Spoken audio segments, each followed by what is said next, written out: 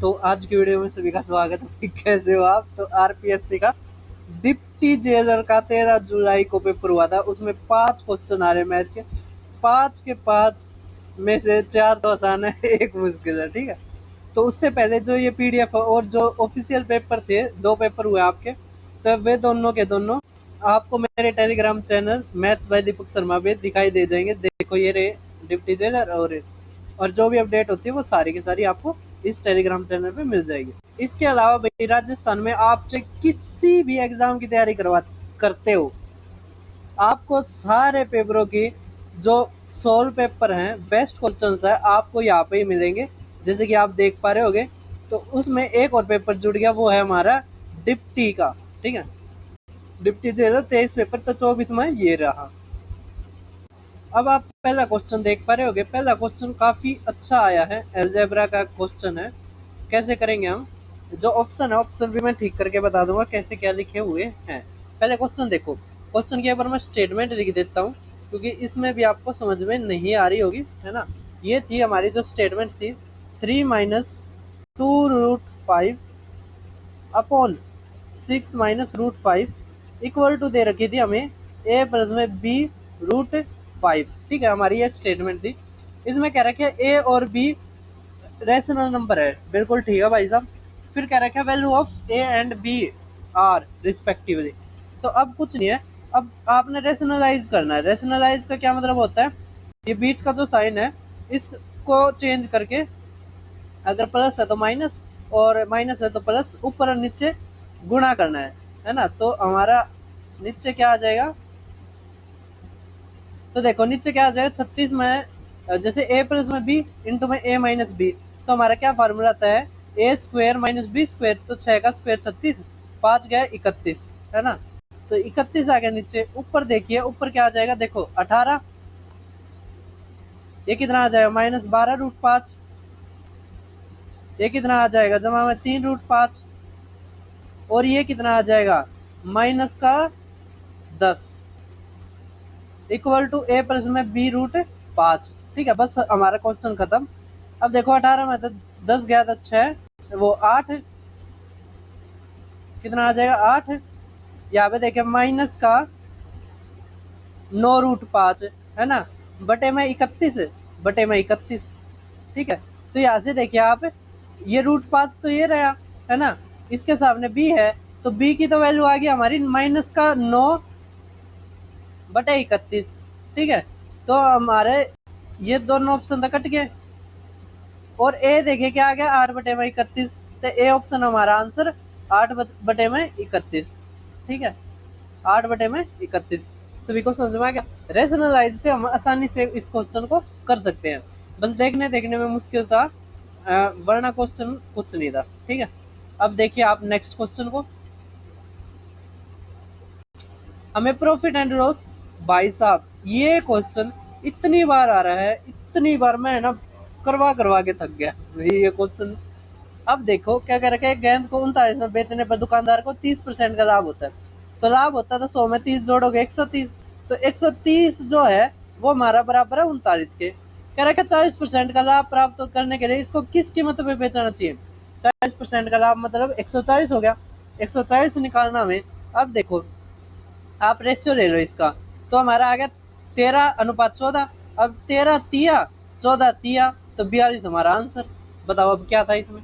ठीक है, अगर आप पूरा सिलेबस करना चाहते हो, पूरा का पूरा सिलेबस, तो भाई एक मैंने सीरीज बनाई, क्विक रिवीजन सीरीज। इसमें फुल सिलेबस करवाने लग रहा हूँ मैं।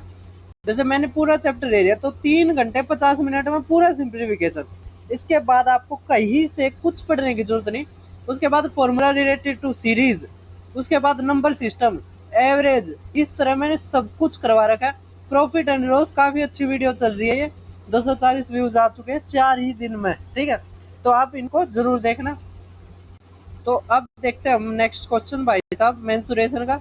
रोम्बस के ऊपर आ रहे हैं, रोम्बस का हमें एरिया दे दिया, कितना दे दिया, 216 सेंटीमीटर का स्क्वायर। अब एरिया का फार्मूला क्या होता है, हाफ इंटू में d1 d2, मतलब डायगोनल, जो डायगोनल्स होते हैं उनका प्रोडक्ट का आधा। अब यहाँ से देखिए हमें एक विकर्ण दे दिया, हमें एक विकर्ण कितना दे दिया, 24। तो दूसरा हम निकाल लेंगे, कितना आ जाएगा 216। अब देखो काटोगे 12, तो 12 कम 12, 12 अट्ठे 96, तो एक तो आ गया हमारा 18, एक आ गया 24। ठीक है, अब हमें निकालना अब प्रीमाप। प्रीमाप कैसे होता है, 4 इंटू में साइड्स, है ना, इसमें सारी साइड बराबर होती है।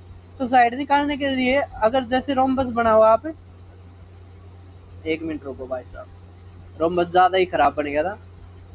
ऐसे रोम्बस बनाओगे, अब जो ये डायगोनल्स दे रखे है ना, अब जैसे ये 24 है, तो ये हम ऊपर आधा आधा ये बाइसेक्ट हो जाता है, तो ये 12, इसी तरह ये बाइसेक्ट हो गया तो ये 9, है ना। अब 3 4 5, है ना, 3 तिया तो हमारे 15 आ गया।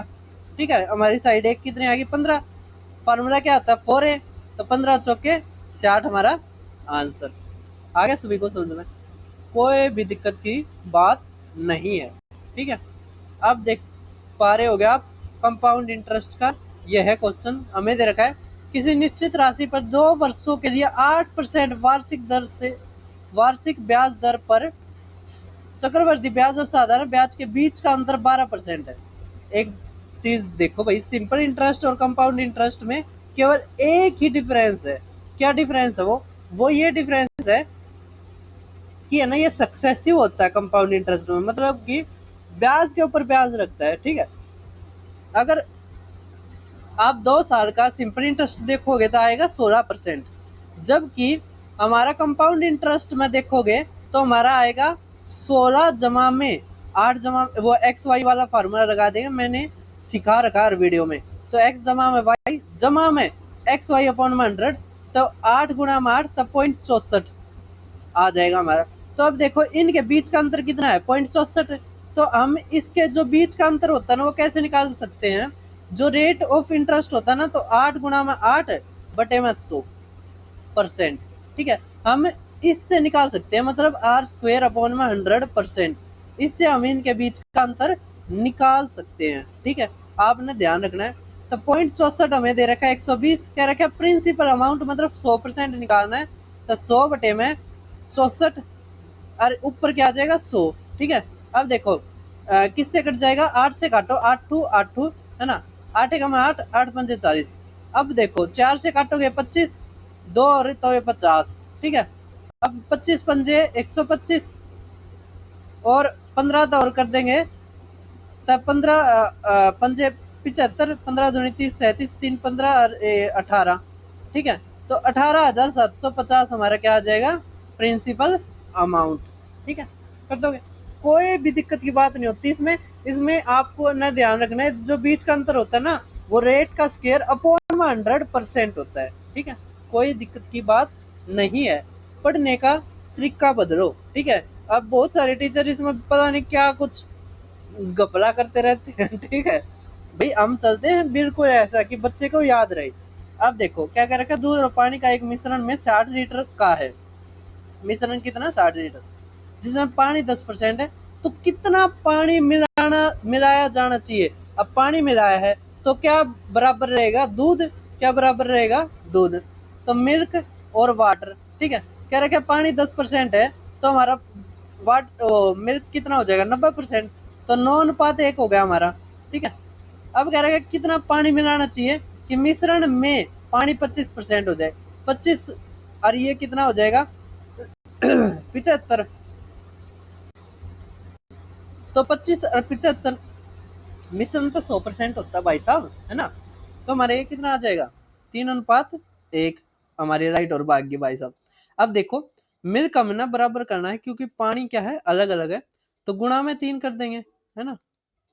अगर पानी मिलाया जाता है ना, दूसरी चीज मिलाई जाती है, तो मतलब कोई चीज मिलाई जाती है तो दूसरी वाली जो चीज है वो सेम रहती है। ठीक है, अगर पानी मिलाया जाता है तो मिल्क सेम रहेगा, अगर मिल्क मिलाया जाता है तो पानी सेम रहेगा। ठीक है, गुणा में 3 कर देंगे, तो हमारा आ गया 3 और ये 9। ठीक है, 9:3। अब देखो कितना मिलाया गया 2, और मिश्रण कितना है 10। ठीक है, अब यहाँ पर 10 किसके बराबर दे रखा है 60, तो इसका भी गुणा में 6 कर देंगे, गुणा में 6 करेंगे तो 12 लीटर हमारा आंसर। ठीक है, कर दोगे। तो भाई आरपीएससी का जो ये आज पेपर हुआ था डिप्टी जेलर का, तो ये होता खत्म आपका भाई। अभी एसआई की पोस्टें आएंगी, उसके बाद आपकी वीडियो का पेपर है, पटवारी का पेपर है, फिर सितंबर में आपका कांस्टेबल का है, तो भाई तैयारी में लग जाओ। क्विक रिवीजन सीरीज से अपना सिलेबस पूरा कर लो। जल्दी ही मैं डिस्काउंट की भी आपके सामने वीडियो लेके आऊँगा। तो इससे पहले जितनी भी वीडियो आपके पास अवेलेबल हैं उनको सबको पूरा कर दो। टेलीग्राम पे उनकी PDF भी है। और भाई सीरियस होके पढ़ लो।